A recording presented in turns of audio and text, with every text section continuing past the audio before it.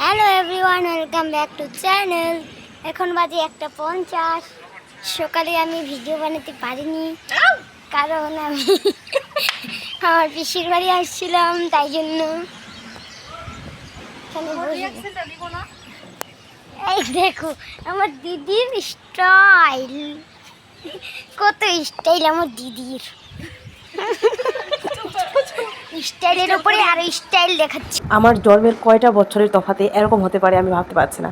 আমার বোন, আমরা ছোটো বড়ো বেশি না, মানে ছোটো বড়ো আছে অনেকটাই, কিন্তু আমাদের মধ্যে অতটা ইয়ে না। কিন্তু ওকে দেখে কেউ বলবে যে ও কতটা বয়সের হতে পারে।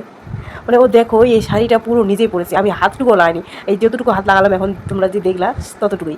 মানে ও নিজে শাড়িটা পরে ও নিজে অবাক হয়ে যাচ্ছে যে আমি শাড়িটা পরতে পেরেছি, মানে একটা এক্সাইটেড, মানে ও বিশ্বকাপ জিতে নিয়েছে এরকম একটা। মানে আমি তো ওকে দেখে আই এম তো অবাক, এমন একটা ভাব। মানে আর কি বলবো, শাড়িটা যে পরতে পেরেছে আমি মানে আমার মনের কথা এক্সপ্লেন করতে পারছি না আমি। তো তোমরাই দেখো।